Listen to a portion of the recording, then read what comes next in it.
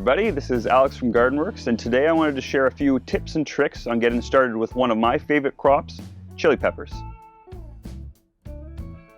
It's very important to plant your peppers in a well-drained, very nutritious soil. Today I'm planting my peppers in a raised garden bed, so I've chosen an appropriate organic potting mix. This will give them great nutrition as well as ample drainage to make sure they stay happy all summer long. I've chosen 3 of my favorite varieties of peppers to plant up today. We've got a jalapeno pepper, we've got an ancho pepper, and we've got a cayenne pepper. These 3 peppers I grew from seed in our greenhouse, and they're a great one to be transplanting outside at this time of year.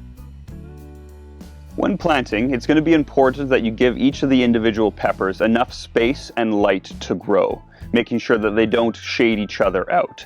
For these ones, I've given them about 1 foot of space in between each pepper. That will allow them ample room to grow nice and tall and healthy and give you a nice, successful crop.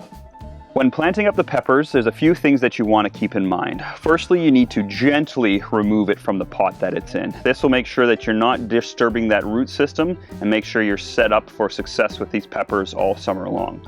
Secondly, you want to dig a small hole, ensuring that you're not burying the pepper too deep.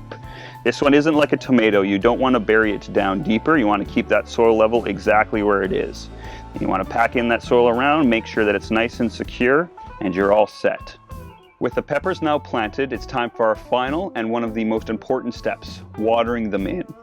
What I'm using today is a mixture of water with an organic fertilizer. So this is one, it's a 3-1-4 organic tomato and vegetable fertilizer. This will be very important because the peppers themselves will need a fair amount of food.